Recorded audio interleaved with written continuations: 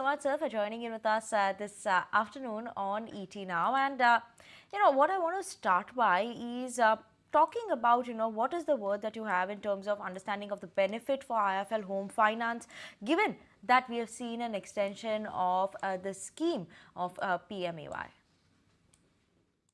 Good afternoon, everyone. See, basically, the home finance rates needs to be even more attractive.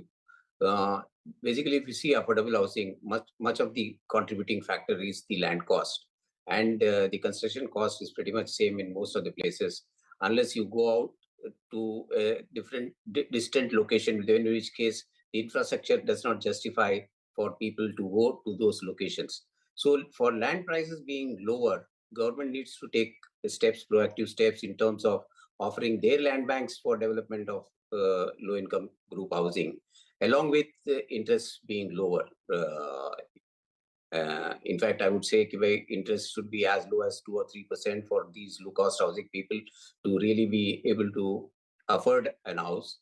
And anyway, in low-cost housing, people, if you see the construction cost margins, and the only professional construction companies can deliver these things, and that's where our edge is there, that we can really contribute in an economical way, and that gives us an edge because we do design build work.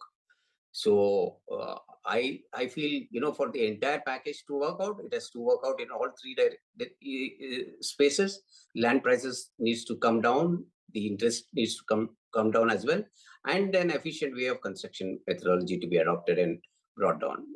All three are required. Fair enough. It's the entire ecosystem which is to come together, and of course not just one policy which is going to change the entire sector completely. But what's your expectation regarding the CLSS benefit? Because a couple of brokerages that I was reading were saying that perhaps is a better way of doing that, and an extension of CLSS is also something perhaps which could be on the cards. Are you expecting something similar? See, there has always been a delay when you expect and when it happens. So all these measures, as I said, has to happen pretty quickly, because delivery periods are 2 to 3 years for any project. So for them, they should announce these packages very fast, and the benefit should go to the end user. Benefit, it need not come to a developer or a bank or a landowner. So the benefit should really go to the end user for it really to be successful. So the contribution from all these three sectors will make sure that the benefit goes to the end user. So any benefit which government is thinking of should be towards the end user. So interest coming down is definitely a positive outlook towards it. How to see that land prices come down, or how land is made available at a cheaper price for development of these projects, is also an important point as well. Okay, point taken. So that's the view coming in as far as the overall sector is concerned, and what's happening with respect to the overall PMAY scheme as well. In the meantime, we'll request you to kind of hold that thought, because we do want to talk about what's happening in the market. Okay, so we are back and discussing what's happening to the Prime Minister Awas Yojana, but just to apologize, we're discussing with Mr. R. Vasudevan Moorthy, the Chairman Emeritus at Vascon Engineering earlier. We did show a wrong accent for him, so we apologize, sir, for that, but the discussion still holds true, because of course you're an important player when it comes to the entire housing and the construction segment of the affordable housing, and you talked about how the various factors need to come together, whether it is in terms of the interest rates coming down, etc. But talk to me about, sir, what's the plan at Vascon in terms of the launches which is lined up? Is it coming more towards the affordable segment? Which categories and which value segment are you targeting right now?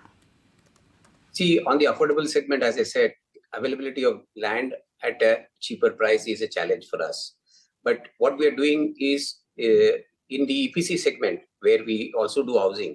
So we're doing a lot of housing on the affordable segment for government, like police housing in Bombay. We've done a PMA of more than 2,500, which was inaugurated by Prime Minister Modi a couple of months ago in Pune.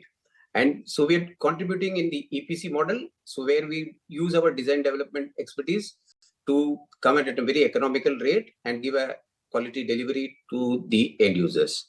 On the front of our own development, we are doing it, but again, then we need to go to locations which are distant away from the city, and the challenge of infrastructure in terms of transportation from that location to the center of the city where people work, people go for schooling, colleging, all are challenges. So the challenge, as I said before, or threefold, basically: cheaper land price, economical construction, as well as in terms of government levies, if they can reduce the levies to bring down the costs, both in terms of GST, stamp duty, these concessions are given to the end users, then that will be more contributing and it will be better for the end user to buy. Otherwise, in a city, it is very difficult to give an affordable housing, even if you do an economical construction, because land prices are quite high, especially in urban developed cities, I'm meaning. And usually in rural areas, people still are not used to the multi-storied concept. People still want low rises. And then when you go, the land has to be also be available for a vast land to develop low rises and use the infrastructure efficiently.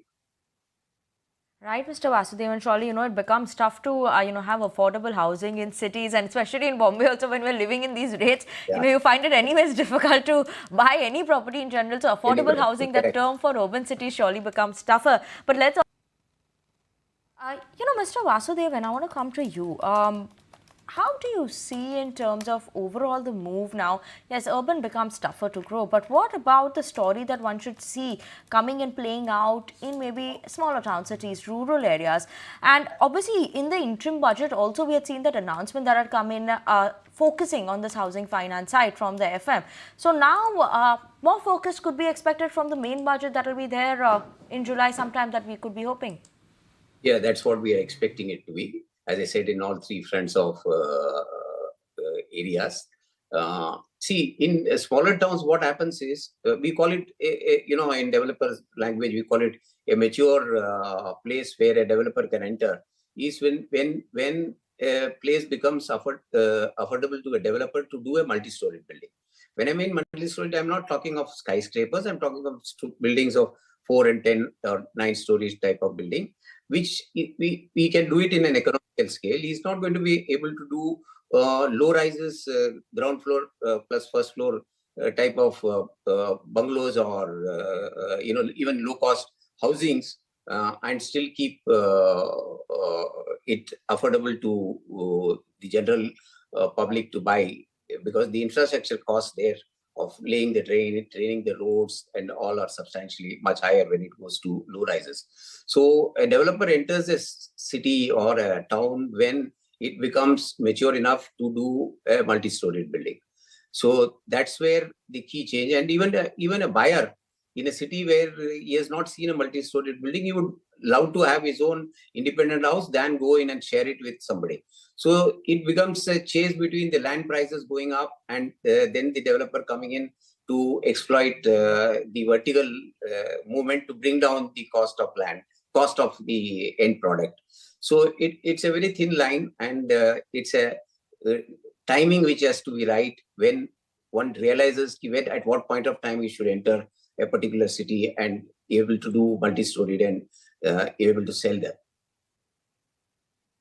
Point taken. Thanks, Mr. Ashok and Mr. Vasudevan, for making time and speaking with us. I would have loved to chat more, but the paucity of time. So on that note, we'll wrap up this edition of Markets at Noon. From the entire team who put this show together, thank you so much for tuning in. If you like this video, then like, share and subscribe to ET Now.